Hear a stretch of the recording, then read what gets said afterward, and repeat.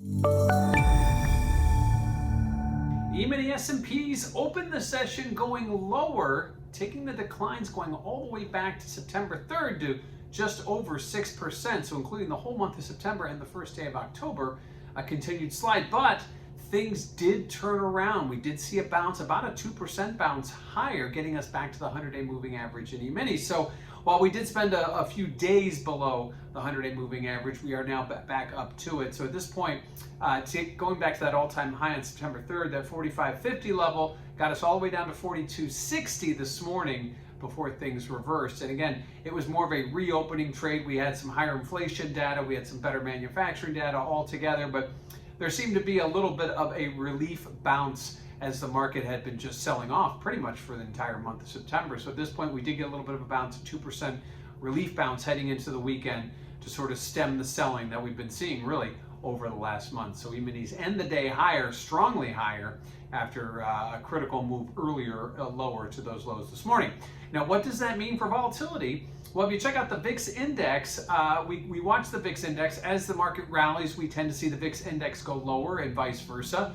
When it gets to certain benchmarks, we start to look closer at the VIX. It's been hovering above 20 for 3 consecutive sessions. Not just hovering at 20, it hasn't traded below 20 in 3 consecutive sessions. Now, this happened about 2 weeks ago, prior to the big sell-off we saw over the last 2 weeks. Before that, it hadn't happened since May, so this isn't something that happens all the time. Obviously, the market's been in rally mode since May, and this may have been the first kerfuffle that we've seen that could have caused a little bit of fear in the market, but it did ebb, it did pass. So at this point, it'll be interesting to see next week how volatility reacts. Will it remain above 20? If so, could that be a canary in the coal mine that this may be a little bit of a false rally? Again, it's all about reopening and inflation. We'll talk about that in a moment. Lastly, what do we have ahead?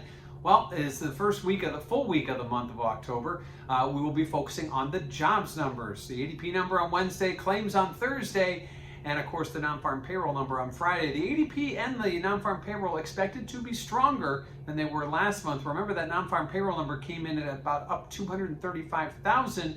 We were expecting something much stronger. We're expecting double that for the month of September. So it'll be interesting to see that. And that will be the Fed's last clear look at the jobs before they meet again at the November 3rd FOMC. So a strong number could translate into more aggressive Fed action, or sooner Fed action, I should say, as regards to tapering. A weaker number, and they may push this off for a little bit. So it'll be interesting to see how the market reacts to the jobs numbers. That comes the big jobs number, obviously, on Friday.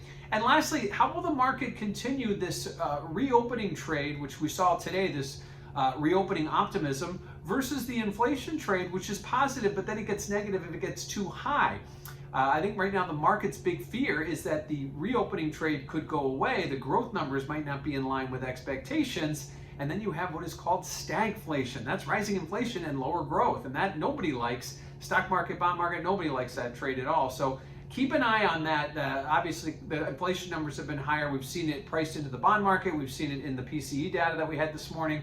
But clearly, the growth numbers have to accompany that in order for it to be a positive. If we start to see those growth numbers nosedive, that could be an issue, and equities would read that. Possibly one of the reasons why we're seeing that elevated level in the VIX index, despite the fact that we saw a rally to close out the week. So equities, after seeing a September to forget, trading down almost 6%, over 6% when you include the first day of October, getting a relief rally about 2%, getting us back to that 100-day moving average as we enter the new month and next week's critical jobs report.